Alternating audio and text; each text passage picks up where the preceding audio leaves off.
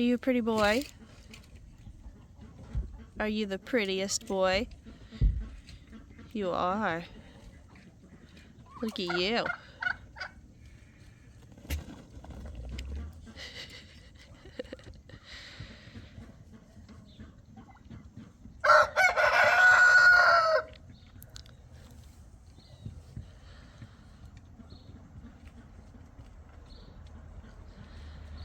I felt terrible this morning. I felt sick to my stomach. We're getting done being really sick. And I saw the sun was shining and I made myself throw on an overcoat and go outside and see my animals and walk around the farm a bit. They're having a really warm spell this week and all the birds are tweeting. I feel so much better. I feel like I can go inside, get stuff done now, and maybe eat some breakfast. Sometimes, I swear humans kind of seem to forget where we came from. Sometimes all we need to do is get outside, get some fresh air, get the sun on our faces. You know, here in Maine, oh, look at that sun. Here in Maine, we don't get a lot of sun, really at all. We get a lot of rain, even in the summertime. And we don't get a lot of sun in the winter. So when the sun shines like that, and it's not too hot out, because I don't like heat. Anything above like 78, I'm miserable. I don't enjoy like those 90-degree days. But when the sun comes out like that in February, and it's like 42 degrees out, that's perfect. That's good weather. Get yourselves outside and get some sun. Breathe in some fresh air today.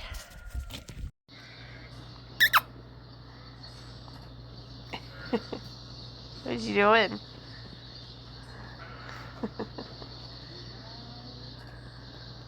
Hey, good morning, YouTube. Today we need to start some seeds. Not warm weather stuff yet. So we're here in central Maine. We are in zone 5, kind of on the border of zone 4. So it can kind of go either way. But the past few years, our springs have been rather warm. I remember as a kid here in Maine, you could grow brassicas like all summer long without any issues, without it getting too hot. Now it's getting too hot in like June. So I have starting my brassicas and my cold weather stuff early the last few years, and it's been working well. So right now I'm going to start, this is my grow shelf behind me. I already started Brussels sprouts and onions because they do take a little bit longer. Today I'm starting broccoli and cabbage. And these will go outside beginning to mid-April, depending on what the weather's doing. So I have some soil here. I really enjoy the coast of Maine soil. And you can get it in other places other than Maine, but it's fertilized with things like kelp and other things, you know, from the ocean. You often see fertilizers that are made from like fish. All that stuff has super dense nutrients for our plants, and I really love the soil, and it's extremely reasonably priced considering it's organic, certified, and it's just really nice seed starting soil. So that's what I'm using. I will drop a link for that below to that company so you can kind of look and see if you can get it in your area. So I do have, I think this needs a little more water. Yeah, it needs a little more water. You do want to wet down your soil. Don't get it like sopping wet. You don't want it turned into mud, but it helps it to kind of grab the water from your bottom tray if it's already kind of moist when you put it in there, and that also helps with good germination rates. We have quite the situation going on here on the farm this weekend, and you guys will see that in the next video. I'll go into detail on that. But it involved an unruly adult male pig, or a boar. So,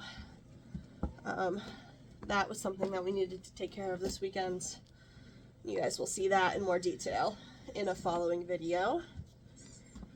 All right, so I'm okay with this, I think, for moisture. And let me just kind of show you guys what the soil looks like. It's nice and fluffy. It's not going to be too dense on these little tiny plants, like brand new roots. So when you're starting seeds, you really do want a soil that's like for starting seeds, because they're made a certain way with a certain blend so that the seeds can thrive and really set good roots in them. So the way I start seeds is I have a bottom tray because I like to bottom water. It's less messy and it's more effective, in my opinion, in my experience. I get my trays from Greenhouse Megastore. It seems to be just the most reasonably priced place to get seed starting stuff. I do try to take good care of them so I can use them at least like 2 years. The trays I always use 2 to 3 years. These are a little more flimsy. If you have it in your budget, it wouldn't be a bad idea to get like more rugged versions of these so you can save them from year to year. But this is what I'm starting them in. You can start them in plug trays. From my understanding, it does help their root system to start in a plug tray and then be moved up to these. But I'm just not in the mood to deal with plug trays right now. And the plug trays are really hard to bottom water because they don't sit down in these bottom trays very well. So we're going to start some broccoli or some cabbage first. I got to go grab my seeds. All right, I grabbed cabbage, so I guess we're going to start with cabbage. I have a lot of varieties in here. Not sure which I actually want to start, but we'll see. I have Ruby Perfection red cabbage. I have Fresh Market red cabbage. These are older seeds. Oh, so some of my broccoli's in here too.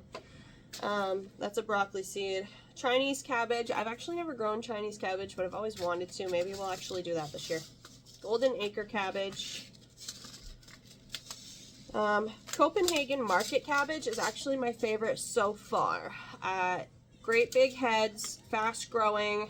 It worked really well for me the last couple years. I still have quite a bit of seeds of that left, so that's good.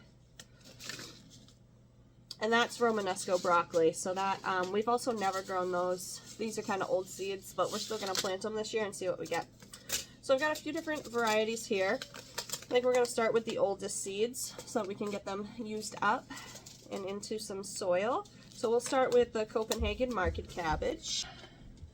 So I kind of tend to make a big mess here. It's not ideal to start your seeds in your house, but that's the way we're still doing it. So here we are, making a dirt mess and having to clean it up. Now I'm just going to fill all of these. What I like to do is I like to make sure there's enough soil in here for these plants. I like to fill them and then tap them so the soil settles in, and then fill in any that the soil settled down pretty far. I am desperately craving the sunlight and the sunshine. We are so cloudy here for a good portion of the year, really, at least probably half of the year, if not more. We really just have cloudy weather, lots of rain. So it's not a blast. I really could go for some good vitamin D right about now. Really boosts your mood and your mindset. But we're almost there. Mid-February, so we're almost there.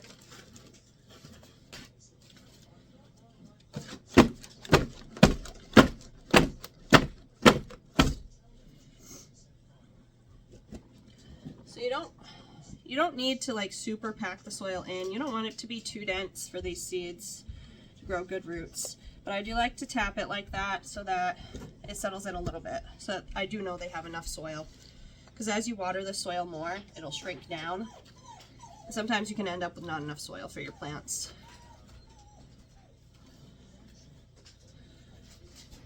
So to start small seeds like this, cabbage seeds, broccoli seeds, they're all pretty small.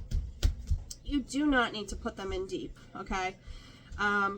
So what I do is I just kind of push down the soil just a little bit, literally like not even 1/4 of an inch.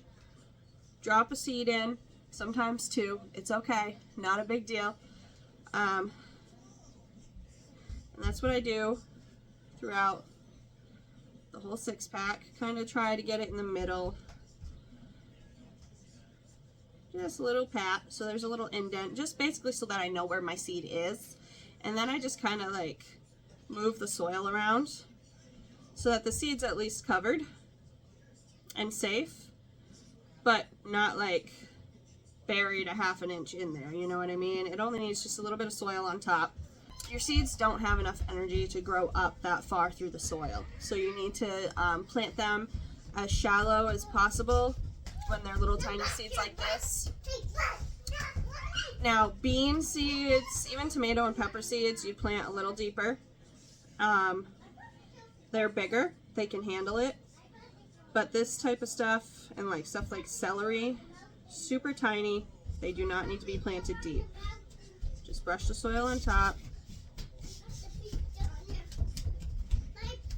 And you'll notice when you start getting into flowers and stuff like that, that some flowers can't even be buried. They won't germinate without light, which is interesting. We're gonna start some flowers this year too. I'll take you guys along for that. This will be my first year really trying to like grow flowers.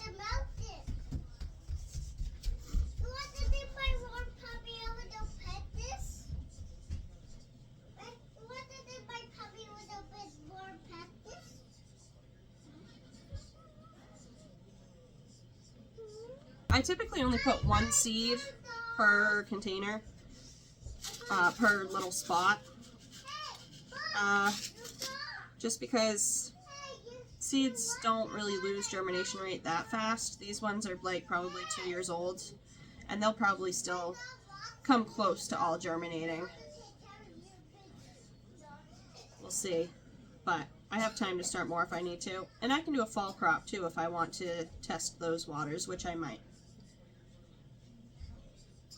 Alright, just like that, under 5 minutes, you've got 36 cabbage plants on their way. It's really, it doesn't take that much of your time, and this is a lot of food. If all of these cabbages grow, all 36 grow, and you get 5 pounds of cabbage, and that's on the low side, out of 36 cabbages, that's a lot of food. And it just took 5 minutes of your time, and it's going to take a little bit of your time out in the garden this spring. But cabbages are pretty easy to grow. You just kind of put them in the ground. If you're where there's a lot of cabbage bugs, the pests that really like these types of stuff, and you're trying to grow in the summertime, and those pests are awake and about a lot more, you will sometimes have to put nets over your cabbage and your cauliflower and your broccoli if you don't want them to get like super chewed on. But we don't have a really hard time up here because we get so cold in the winter time. So pests don't really start hitting us hard until like July, which is perfect for spring crops. So now I'm just going to go ahead and put some water in the bottom, a fair amount, and you want to watch this water. Kind of make sure there's always a good amount of water in the bottom of your tray. But you also want to make sure and watch your tops of your soil. Make sure nobody's getting moldy or gross or too wet. So I'm going to put probably 2 quarts of water in the bottom of this. Put it on my grow shelf and keep going. These shelves, you guys, I will leave below in the description box links to these grow lights and these shelves that we bought this year. I'm liking both so far. The grow lights seem to be working well. My plants are a little leggy, but that's just because I didn't raise them up a whole lot. But they're not by any means so leggy that they're not going to grow well. They'll be fine where they're at. But these grow lights were extremely affordable, and so far they're working just fine. I do need to trim my onions down. You guys probably can't see those, but my onions are getting a little tall. I like to trim my onions, and I find it does help with growth a little bit to trim them back every time they get like 1.5 inches, 2 inches tall.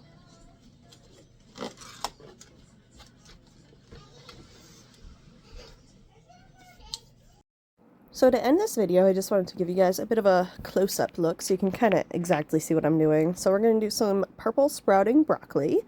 from MI Gardener. The kids are pretty excited about this.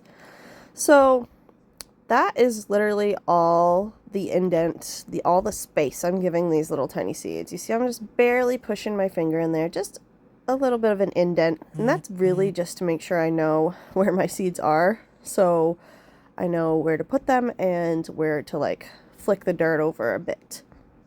So that's the seed. See how small that is? Okay, so that's the seed, and it doesn't even really need to be as deep as I've put it there, but that will be fine. And I'm just barely covering these little seeds. There's another seed there, just barely covering. So you see how I'm doing that? It's that simple, guys, and you don't need to bury these little tiny seeds very deep. Again, you do want to go a little deeper on some of the bigger seeds. But I hope this helps. Happy homesteading. Talk soon.